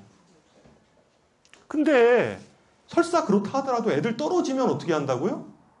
일반고에다 넣어주겠다는 거잖아요. 뭐 좀 멀리 가는 뭐 학교를 갈 수는 있겠으나 뭐 그냥 집어넣어주겠다라는 거잖아요, 실제. 왜냐하면 거기에서 그거를 안 집어넣어 버리면 고등학교 재수생이 생기는 거잖아요. 이건 사회적 문제입니다. 문제가 되니까 그렇게는 못한다고요. 그럼 어쨌든 아이들이 그냥 어쨌든 뭐 가고 싶은 아이들은 떨어지건 붙건 간에 한번 넣고 안 되면 그냥 뭐 그래 일반고 가지 뭐. 그래서 그냥 좀 집에 멀리 있는 학교도 감수하고 가겠다. 뭐 이렇게 할 수 있는 거죠. 그렇잖아요. 그 대목에서 그게 무서워서 안 가? 글쎄요. 제가 보기엔 그럴지 않을 것 같아요. 특히 대구 같은 데는 아예 노골적으로 대구 지역 같은 경우는 지방이다 보니까 교육 문제가 중요하잖아요. 교육 문제를 그 대구에서 해결해 주지 않으면 그 대구에 있는 학부모님들 어디로 올라와요? 다 대치동 쪽으로 올라올 거 아니에요. 그럼 집값 떨어지고 이게 문제가 돼요. 아니 그렇잖아요. 이게 사회적으로 문제가 됩니다. 그러니까 실제 거기에 그 대구 같은 경우는 아예 처음부터 특목자사고 그냥 떨어지면 무조건 2단계에 집어넣을 거다 이렇게 그냥 발표해버리고 말았잖아요. 그냥 정리해버렸어요. 그냥 아예 그냥 대구 쪽은 아예 정리해버렸어요. 정리해버린 상황이고 그러니까 교육감에 따라서 그 정책이 다르다는 거죠. 실제. 그리고 현재 현 정부에 있어서의 기조가 전국형 자사고나 이런 데를 그냥 무작위적으로 문 닫아라고 이렇게 하기는 어렵죠. 학부모들이 가만히 있지 않아요. 데모하죠. 그죠? 내년에 거기다 또 뭐 있어요? 교육감 선거도 있고. 뭐 등등이 뭐 이런 것들이 있어서 실제 특목고나 자사고를 그냥 강압적으로 확 없애기는 어려워요. 그렇다고 해서 현재 현 정부의 기조는 특목 자사고보다는 일반고 쪽에 훨씬 더 무게중심이 실려져 있잖아요. 그러니까 특목 자사고가 일반고를 황폐화시키는 주범이다 이렇게 이제 보고 있는 거죠. 그래서 이제 특목 자사고를 약화시키겠다라는 게 현 정부의 주장인데 어쨌거나 그렇다고 해서 특목 자사고를 그냥 확 없애지는 못해요. 제가 보기엔 그건 없애지 못합니다. 아무리 그래도. 그러면 아까 같이 이제 무슨 뭐 선발권을 똑같이 한다든가 뭐 이런 식의 정도의 거를 가지고 하는 건데 그거는 제가 보기에는 약효가 먹히기는 어렵다라고 생각은 해요. 그거는. 그렇다고 한다면 그 고교 학점제에 있어서 저는 그렇게 생각을 해요. 고교 학점제에 있어서 성취 평가는 그렇게 쉽게 생각할 수 있는 문제가 아니다. 당분간 제 판단은 그렇습니다. 당분간 내신 성적은 상대 평가를 유지할 수밖에 없다. 상황이 참 딜레마이긴 한데 그리고 고교 학점제 자체가 아직까지 학교에서 그거를 막 이렇게 수행할 만큼의 준비가 안 돼 있어요. 안 돼 있습니다, 실제. 그러니까 아이들이 자유롭게 막 자기가 원하는 수업들을 막 선택해서 들을 수 있는 만큼의 인프라가 아직 안 돼 있는 거죠. 한 예로 요번 고등학교 1학년 들어가는 아이들이 처음으로 고교 학점제 1세대 아이들이잖아요. 그래서 아마 분당 지역에서 각 학교에서 설명회들을 했어요. 어머님들 대상으로 해서 우리 학교에는 고교 학점제에 맞춰서 뭐 이런 식의 수업을 하겠다 이제 등등등 이렇게 막 발표들을 했어요. 학부모님들 모아놓고서 이제 설명회를 했었는데 몇 개 학교들 정도만 좀 이렇게 현실적인 방안을 좀 제출을 했고요. 제가 보기에는 나머지 학교들은 그냥 뭐 자유수강의 형태로 갈 거다라고 얘기를 그냥 아주 원론적인 얘기 있잖아요. 원론적인 얘기 정도뿐이 못 하더라고요. 근데 좀 약간 대안을 제기한 학교들에 있어서는 이렇게 얘기를 해요. 그러니까 문이과를 나누지는 않고 대신에 과정을 좀 나눠 놓는 거예요, 이렇게. 그래서 인문사회과정. 그러니까 이제 문이과로 나누진 않으니까 아이들이 1학년 때는 다 똑같이 공부를 하고요. 그리고 2학년부터는 인문사회과정, 그다음에 뭐 과학중점 과정, 그다음에 뭐 자연과학과정, 뭐 이런 식으로 이렇게 뭐 나눠 놓는다든가, 뭐 이런 식으로 해서 이렇게 이 계열을 좀 그러니까 진로에 따라서 어떤 하나의 플랜을 좀 나눠놓고, 그러니까 몇 개의 트랙을 좀 나눠놔서 아이들이 그 트랙 안에서 좀 이렇게 선택을 할 수 있도록 이렇게 하는 방안들이 현재 쓸 수 있는 좀 유일한 방안이 아닌가 이렇게 저는 생각을 합니다. 그렇다면 그게 현재하고 뭐 크게 많이 달라질까? 그렇지는 않을 것 같아요. 그냥 지금보다 조금 좀 발전한 정도? 그러니까 문이과는 없어지고, 그러니까 아이들이 이제 뭐 그러니까 예전에 문과 아이들 같은 경우도 이과 수업을 이렇게 선택해서 들을 수 있는 루트들이 생기는데, 그렇다고 해서 이게 뭐 아이들이 진짜로 막 자유롭게 막 아이들을 선택해서 학점만 맞추면 대학처럼 졸업하는 이런 식의 체계로 가려면 아직까지 조금 갈 길이 좀 먼 것 같아요. 그거는 아직까지 좀 준비가 훨씬 더 많이 돼야 되고 교육 인프라도 좀 더 많이, 교육 예산도 좀 더 많이 투입이 돼야 되고 뭐 이런 문제가 아닌가 이렇게 생각이 듭니다. 시행은 하긴 하겠죠. 어쨌든 교과부에서 지금 추진을 하니까. 그래서 결론을 제가 얘기를 하면 그 내신 성적에 있어서의 성취평가제 문제 있잖아요. ABCD로 그냥 평가하는 중학교처럼 이거는 조금 시간이 걸리지 않을까 저는 그렇게 봐요. 이거 시행하기에는 이게 특목고 문제도 좀 있고요. 그 다음에 수능 문제 있잖아요. 수능 절대평가 문제. 이거하고 다 이게 막 짬뽕이 되어 있는 거예요. 그렇잖아요. 이게 일반고가 유리할 거냐, 특목고가 유리할 거냐. 이거랑 결국은 그 문제예요. 이 그 문제하고 연결이 돼 있기 때문에 이게 섣불리 판단할 수 있는 게 아니라는 거죠. 그래서 저는 결론은 내신 성적은 바로 그렇게 절대평가로 가기는 조금 힘들지 않을까 이렇게 생각이 좀 들어요. 그러니까 그 방향으로 가는 건 맞는데 당장 그게 실현되기는 어려울 거다라는 생각을 하는 거죠. 그 다음에 이제 수능 문제로 넘어가 보면요. 수능은 현행이 이거고요. 현재 지금 중학교 2학년부터는 이거는 결정된 건 아닌데 저번에 한번 이거 발표했다가 유예된 거 있잖아요. 그거 아닙니다. 발표했다가. 근데 이제 그 안을 보면 뭐 영어, 한국사, 통합사회 이거는 절대평가로 그냥 평가하고요. 그죠? 그러니까 통합사회, 통합과학. 그러니까 이게 뭐 어쨌든 이제 모든 아이들이 사회하고 과학을 이렇게 수능 시험에 들어갔는데 이 부분이 뭐 이렇게 아주 어려운 건 좀 아닐 것 같아요. 이게 그냥 절대평가니까 절대평가로 그냥 평가할 것 같고 사탐 문과 그러니까 문과 계열 아이들은 사탐을 하나 선택하면 되고요. 이과 아이들은 과학탐구 중에 하나를 선택하면 되고 이거는 뭐 자유롭게 이제 아이들이 선택을 할 거고요. 그 다음에 요것도 절대평가죠. 그 제2외국어 이렇게 절대평가고 나머지 요 하얀색은 요거 세 개 중에서 어떤 학생이 계열에 따라서 하나를 선택하면 되는 거고 그다음에 수학은 문과 계열하고 인문 계열하고 자연 계열이 나누어져서 하나를 선택해서 볼 수 있도록 이렇게 한다는 거고 국어는 같이 보고 뭐 이런 아니잖아요. 그런데 이제 지금 현재 이게 또다시 확정되는 게 내년 8월이에요. 그죠? 유예가 돼서. 근데 이제 어머님들이 생각했을 때 이게 전체 절대평가로 가는 거 아니야? 막 이런 생각을 하실 수도 있잖아요. 수능도 이게 완전 절대평가로 가는 거 아니야? 혹시? 유예되면서. 근데 저는 개인적으로 그것도 좀 희박하다고 봐요. 그러니까 절대평가가 예전보다는 좀 더 늘어나는 건 맞아요. 예전에는 요거 두 개였는데 좀 늘어나는 건 맞는데 완전 절대평가로 가는 거는 이것도 좀 현실성이 없다고 생각을 합니다. 왜냐하면 이렇게 돼버리면 재수생 문제가 가장 커요. 재수생 문제가 가장 큽니다.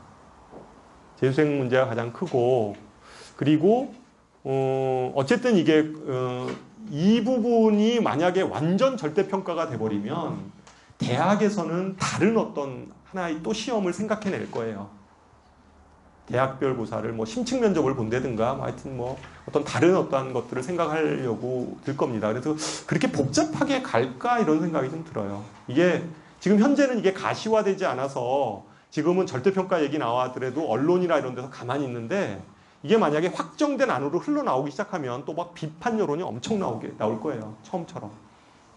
그래서 이것도 제가 보기에는 그냥 부분적으로 절대평가 쪽으로 갈 것 같고요. 그리고 수학 같은 경우는 이거를 문과 애들하고 이과 애들하고 같이 보는 안 자체도 현실적으로 어려울 거라고 생각합니다. 뭐 1년 지났다고 해서 뭐 이 안이 뭐 혁신적으로 이게 어쨌든 교육부에서 나온 최종안이었잖아요. 그렇잖아요. 이 최종안 요거였는데 이거보다 더 발전된 안이 과연 뭐 이렇게 아니면 이게 다 전부 다 그냥 절대평가식으로 보는 거거든요. 그렇게 되면. 근데 수능 절대평가도 제가 보기에는 좀 현실성은 좀 떨어지지 않을까 이렇게 생각을 하고 있습니다. 그래서 요 얘기는 제가 좀 이따 좀 할게요. 얘기는 좀 이따 하고 일단 요 얘기부터 먼저 하기. 이것도 제가 예전에 그 자벌드에서 할 때도 제가 말씀을 좀 드렸던 내용인데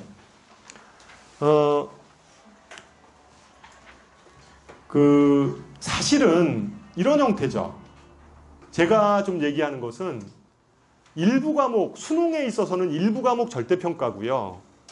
수능이 일부 과목 절대평가가 되고 그 다음에 내신이 상대평가로 그대로 남게 되면, 그죠? 그러면 외고하고 자사고가 조금 불리해지는 건 맞아요. 현재보다는. 그렇다고 해서 뭐 완전히 불리하거나 그러진 않아요. 이렇게 되진 않습니다. 그러니까 한 요 세 번째 정도가 우리가 좀 예측할 수 있는 안이 아닐까 이렇게 생각이 들고요. 만약에 내신이 절대평가가 되면, 만약에 이런 발표가 나면 무조건 우리 아이들은 이 특목 쪽으로 보내시는 게 맞아요. 그렇잖아요. 우리가 그런 특목이나 이런 자사고 쪽에 못 보내는 이유는 혹시 우리 아이가 거기 가서 까를까봐 이런 거잖아요. 나머지는 다 좋은데요. 분위기도 좋고 그렇잖아요. 좋은데 안 보내는 이유는 이제 그것 때문이 내신이 불리할까봐 이건데, 내신 절대평가되면 무조건 글로 가야 되는데 제가 보기엔 이 결정하기가 쉽지 않을 거다. 지금 현 정부에서 지금 하려고 하는 정책하고 너무나 상반된 거여서 그렇게 갈 리가 없어요. 그래서 당분간 그냥 이렇게 뭉뚱그리면서 가지 않을까 이렇게 생각이 들고, 그렇게 되면 이쪽 부분에 있어서도 그냥 약간 절대평가, 그래서 다소 그냥 이렇게 어정쩡해지는 상태 있죠. 어정쩡해지는 상태로 가는 거죠. 뭐 외고나 이런 자사고가 뭐 아주 불리해지는 이런 거는 아니죠. 이렇게 돼버리면 아주 불리해져요. 여기 절대평가되고 여기 상대평가되고. 그렇잖아요. 이게 변별력이 없어져 버리니까 아예. 이렇게 돼버리면 오히려 이럴 때는 그냥 진짜 일반고 보내셔야 돼요. 만약에 수능이 완전 절대평가돼 버리고요. 여기가 상대평가로 가버리면. 그렇잖아요. 내신의 영향력이 너무나 커진 거니까. 이럴 때 무조건 이쪽으로 가야 되죠. 그래서 뭐 표로 좀 정리를 해보면 쉽게 좀 이해가 갈 거라고 생각을 합니다. 그래서 그거는 시간이 좀 있잖아요. 내년 8월이니까 좀 준비는 좀 해놓으셨다가 그때 발표해서 결정하셔도 늦지는 좀 않을 거다 이렇게 생각이 듭니다. 교육과정에 대해서 좀 말씀을 드리면, 아까 이제 한 어머님이 수학 부분이 이제 바뀌었다는데 이게 좀 어떻게 되는 거냐 뭐 이렇게 말씀을 하셔서, 이게 지금 현재 고교학점제에서의 지금 고등학교에서 배우는 내용들입니다. 내용들인데, 먼저 크게 얘기를 하면요, 이 공통과목이라는 거는 다 고등학교 1학년 때 배우는 거예요. 이때는 똑같아요. 이 공통과목, 여기에 써있는 공통과목은 다 고등학교 1학년 때 배우는 거고요. 특이한 점은 통합사회, 통합과학, 그 다음에 과학실험 이런 것들을 문과를 가건 이과를 가건 다 해야 된다는 거고, 이 부분이 수능에서 출제를 하겠다라는 거죠. 시험을 본다 이런 거죠. 시험을 보되 상대평가가 아니라 절대평가로 본다 이런 거죠. 그러니까 점수로 환산하지 않고 그냥 일정 점수 넘으면 다 뭐 1등급 뭐 이런 식으로 주는 거죠. 뭐 이런 식으로 그냥 평가를 하겠다라는 거죠. 그리고 일반 선택, 여기서부터는 2학년 때 아이들이 듣는 거예요. 2학년 때부터 이제 이렇게 듣는 거고요. 이 일반 선택은 수능에 들어갑니다. 다. 여기서 평가되는 것들은 수능에 들어가고요. 진로 선택 있잖아요. 진로 선택은 이제 아이의 진로에 따라서 좀 더 심화해서 듣는 내용들인데요. 요 진로 선택은 수능 과목에서 일단 다 빼놨습니다. 저번 안에 보면. 이건 내신으로만 평가하겠다라는 거거든요. 현재 교육부에서 발표된 그 내용을 올해 올 8월 달에 발표한 내용을 보면 요거는 다 내신으로만 평가하겠다라는 겁니다. 그러니까 여기 보면 좀 특이한 게 여기 있죠? 여기 물리, 투 쪽 있죠? 투 쪽. 이거 다 내신으로만 평가하겠다는 거예요. 수능에는 안 집어넣고 뭐 이런 식의 안이 지금 나온 거죠. 여기서 또 좀 특이한 게 수학인데요. 진로 선택에 들어가 있는 게 이제 기하죠, 기하. 우리가 기하와 벡터라고 얘기했던 요 단원이에요. 요 기하가 진로 선택으로 빠지면서 수능 과목에서 빠져버린 겁니다. 예. 여기요. 기하와 벡터가 아니라 정식 명칭이 그냥 기하예요. 여기 그러니까 여기에 벡터 내용이 들어가 있는 겁니다.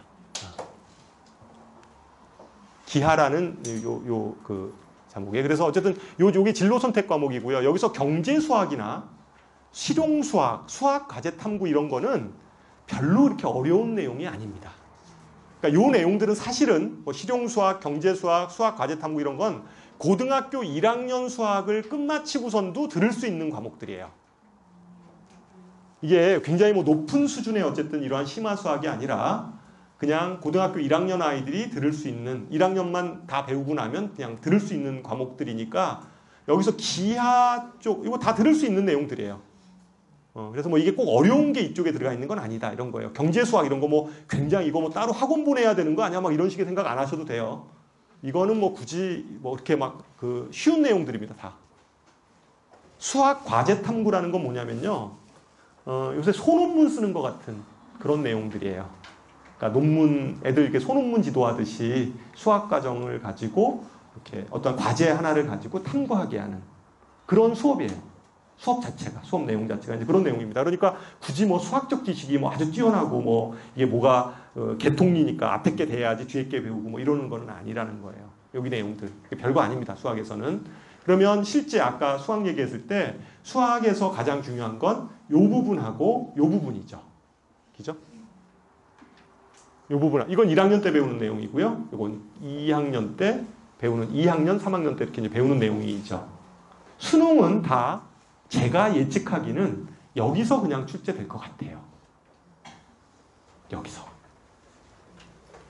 여기서 출제가 될 것 같은데 그러면 문과 아이들은 뭘 수능에서 볼 것 같으냐면 그건 예측입니다. 아직까지 발표한 건 아니니까 문과 아이들은 수1, 수2 그 다음에 확률 통계 요게 문과 수1, 수2 확률 통계. 그러면 이게 바뀌었잖아요. 지금 이게 이제 신교재니까. 그러면 수1에 뭐가 들어갔냐?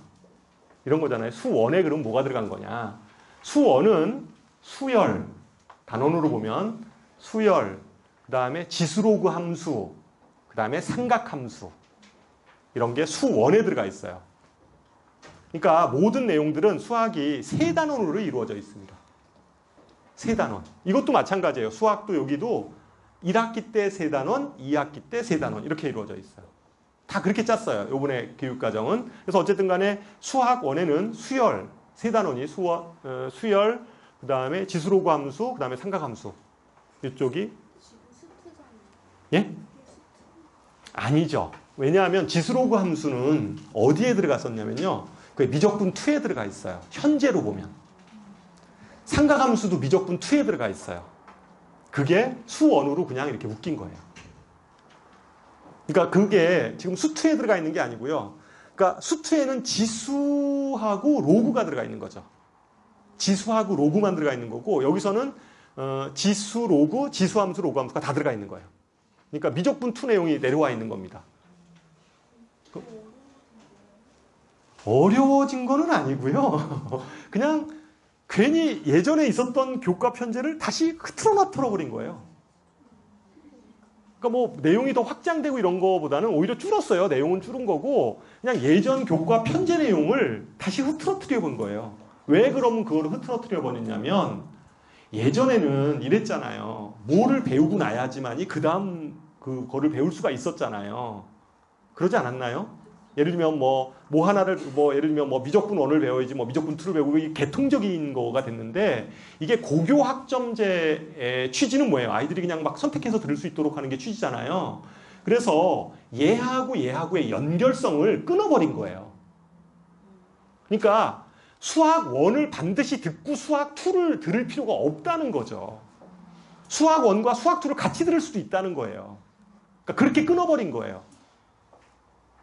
그래서 수학 학회에서는 굉장히 욕을 하죠. 니네 이딴 식으로 이걸 개통을 이딴 식으로 나눠놨냐? 이런 얘기를 하는데 어쨌든 간에 그게 고교 학점제에서 아이들이 선택 과목을 수강하기 용이하게 찢어버린 거예요. 교과목을. 그래서 여기에는 어쨌든 수열, 지수로그 함수, 그 다음에 삼각함수가 들어가 있고요. 수학 2는 어떤 내용이 들어가 있냐면요. 주로 미적분하고 관련된 내용들이, 그러니까 문과 미적분 있죠? 문과 미적분. 내용들이 다 여기에 들어가 있어요. 문과 미적분이 여기에 다 들어가 있고요. 그 다음에 이과, 그 문과 미적분 다음에 공부하는 게 이제 이과 학생들은 좀 더 깊이 공부하잖아요. 이과 미적분, 그러니까 이과 초월함수 미적분을 공부하거든요. 그러니까 그 내용이 여기에 들어가 있어요. 그러니까 이과 애들은 요거까지 더 배워야 돼요.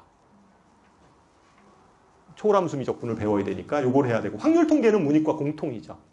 현재로 얘기하면, 그러니까 뭐 인문 계열을 지원하건 뭐 자연 계열을 지원하건 다 같이 듣죠. 그러면 결론, 문과 애들이 수능 시험에 만약에 나온다라고 하면 보통 3개를 집어넣으니까 어디를 봐요? 문과 아이들은 수원, 수투, 확률 통계. 이과 애들은 뭐뭐 볼까요? 4개요? 4개는 아니에요. 3개예요. 3개를 볼 거예요. 왜냐면 현재도 지금 3개를 보고 있거든요. 그럼 어떻게 보냐면 요거랑 요거랑은 내용이 똑같은 거고 요거를 심화한 게 요거잖아요. 그러니까 굳이 이거를 볼 필요는 없잖아요. 미적분 내용을 여기서 출제해도 되니까.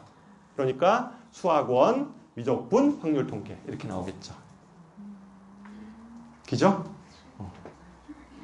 그러니까 저번과 같은 교과부에서 발표된 안으로 만약에 수능을 본다고 하면 문이과를 그렇게 나눠서 시험을 볼 거라는 겁니다.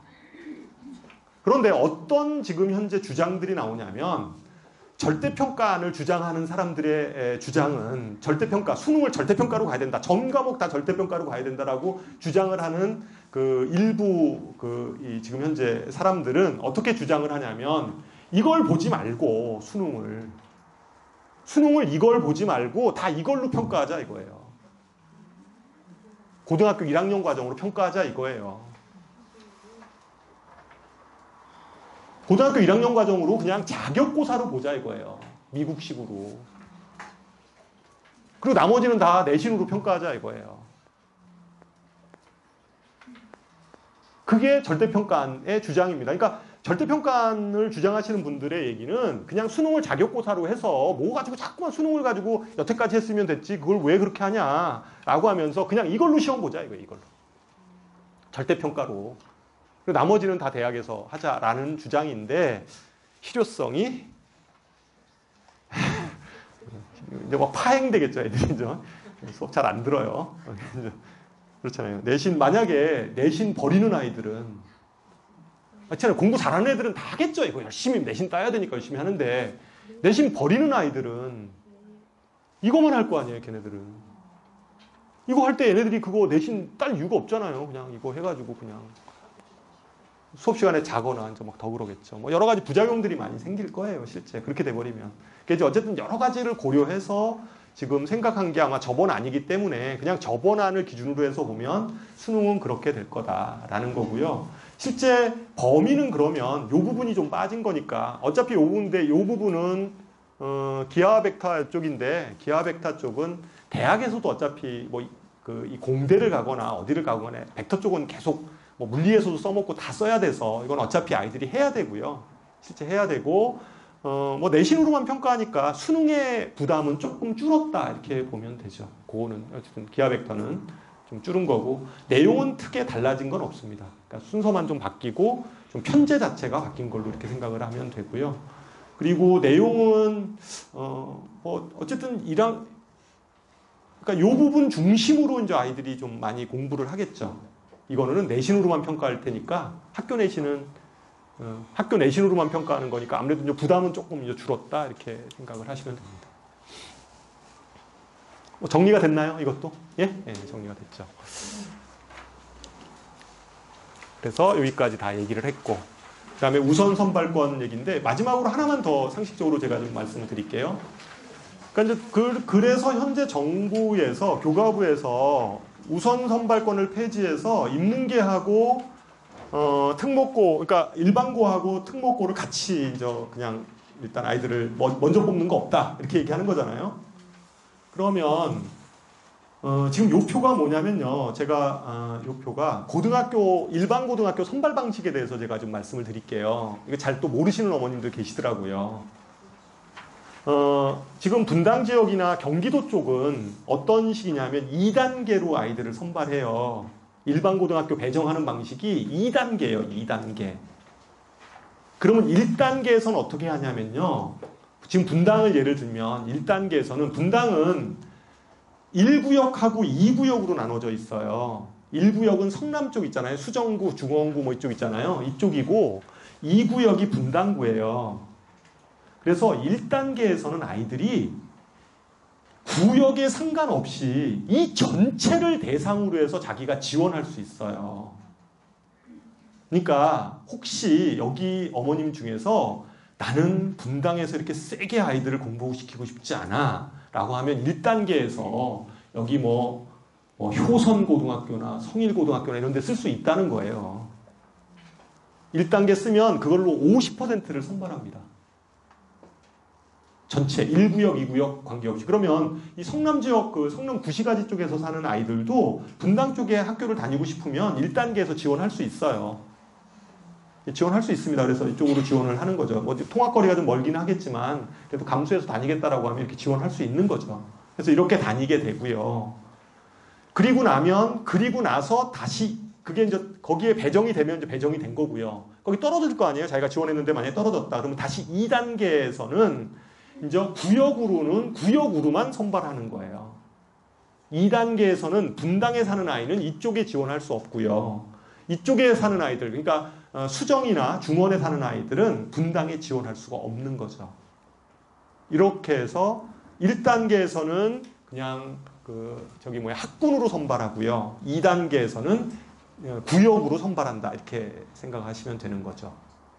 그러면 지금 현재 특목고에서 떨어졌을 때 이게 이제 문제예요. 그러면 아이들을 어디에다 껴넣을 거냐 이거예요. 그러니까 자기가 외고를 시험을 봤어요. 떨어졌어요. 그러면 그 아이를 어느 단계에서 껴집어넣을 거냐 이거죠. 이것 때문에 지금 논란이 되는 거예요. 아직까지 발표는 하지는 않았어요. 근데 대구 같은 데서는 2단계에 집어넣겠다 이런 거예요. 근거리 배정으로.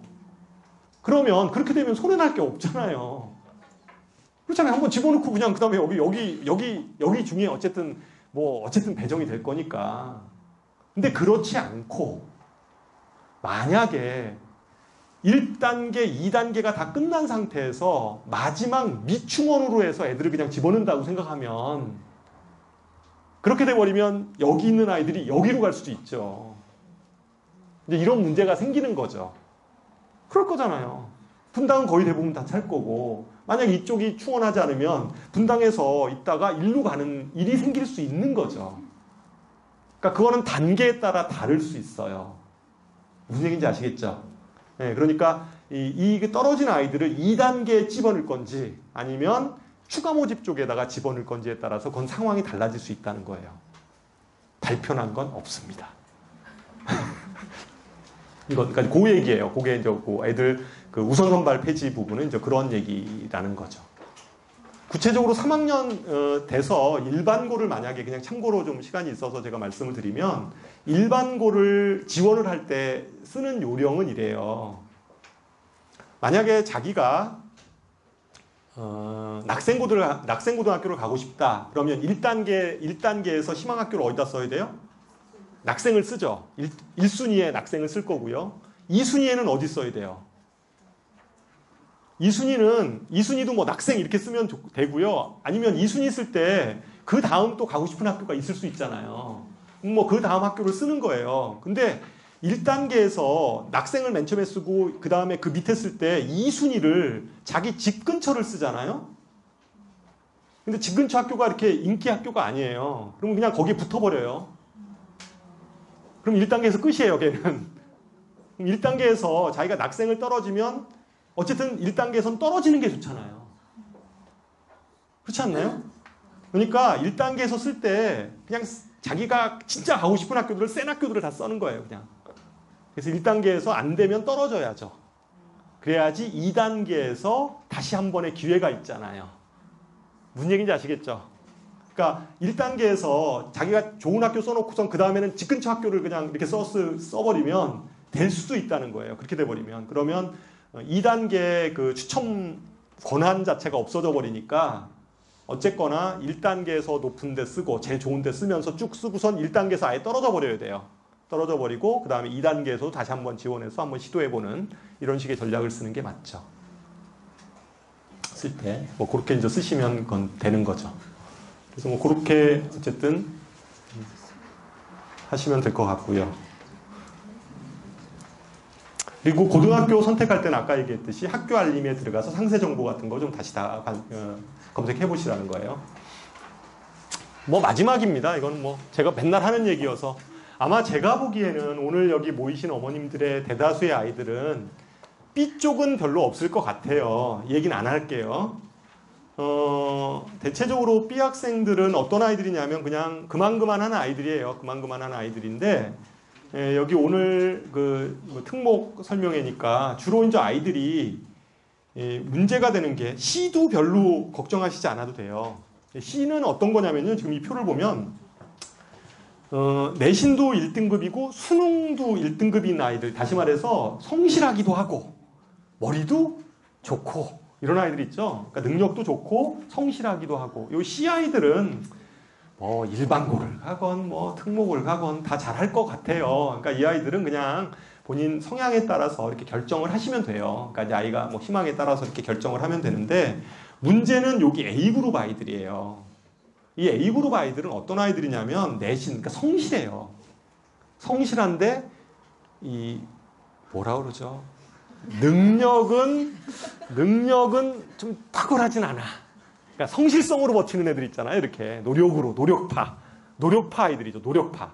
그러니까 웬만큼은 뭐 다들 노력은 하지만 그런 애들 있잖아요. 이렇게 좀 약간 받아들이는 속도 좀 느리고 순발력도 좀 느리고 대신에 노력은 엄청 해서 전교권이야. 이런 아이들 있죠. 중학교 때. 그러니까 이런 아이들은 특목 보내시면 안 돼요. 못 버팁니다. 아이들. 아까 봤잖아요. 그 제가 아까 표 보여줬잖아요. 그죠? 표준 편차 1.9인데 뭐 평균이 97점 얼마 막 이런 그룹에서 참 버티기 쉽지 않아요. 그러니까 이런 A그룹에 속한 어머님들은 그냥 일반고를 좀 잘 찾아보시는 게 좋아요. 일반고도 너무 센데 이렇게 보내시면 안 좋아요. 그런데 가면 굉장히 좌절합니다. 아이들이. 해도 안 되는구나 이런 거는. 뭐 이런 생각을 하니까 그것도 좀 보시고 일반고 선택할 때 과목에 대한 부분들도 한번 좀 잘 보세요. 그 학교에 좀 약간 풍토라 좀 학교가 좀 뭐 센 학교 이런 것들이 있어요. 특정 과목에 대해서. 그런 것들 좀 잘 보시고. 그래서, 그리고 좀 소문도 좀 들으면, 이렇게 어느 고등학교에 뭐 국어는 노답이다. 진짜 거의 뭐 해도 안 되더라. 뭐 이런 소리도 뭐 듣기도 하고 이럴 거예요, 아마. 그러니까 그런 학교도 좀 찾아서 좀 이렇게 피해서 가면 좀 좋죠, 오히려. 좀 그러면 좋고. 요 D그룹 아이들 있잖아요, 요 아이들. 요 아이들은 오히려 좀 이렇게 빡센 데 집어넣는 게 좋아요. 이런데 이 아이들은 그냥 이런 애들이 있잖아요. 이런 애들은 좀 평상시에 좀 늘어져 있다가 좀 할 때 팍 하는 아이들이고 그런 거에 비한 막 성적도 좀 잘 나오고 이런 아이들이 있잖아요. 이런 아이들은 오히려 좀 분위기를 빡센 데다 집어넣으면 훨씬 낫죠. 그렇잖아요. 그러니까 일반고보다는 좀 뭐 이런 특목 자사고 쪽이 훨씬 더 어울릴 수 있고요. 그 다음에 일반고 내에서도 좀 센 데를 집어넣어서 관리하는 게 오히려 낫죠. 전체적인 상황이 어머님들 생각엔 이게 뭐 무조건 내신으로 가는 거 아니야? 막 이렇게 생각하실 수 있지만 제가 아까 좀 정리를 하듯이 좀 쉬운 문제가 아니라는 거예요, 그게. 여러 가지 문제가 이게 복합적으로 꼬여 있어서 좀 쉽지 않고 제가 보기에는 그냥 현재와 비슷한 기조로 가지 않을까 이런 생각이 좀 들어요. 그래서 그런 걸로 보면 좀 여전히 어쨌든 요 D그룹 아이들 있잖아요. 이런 아이들은 좀 분위기를 타는 아이들이니까 오히려 좀 학교 분위기를 좀 봐서 결정을 해주시는 게 좋지 않을까 이런 생각을 합니다.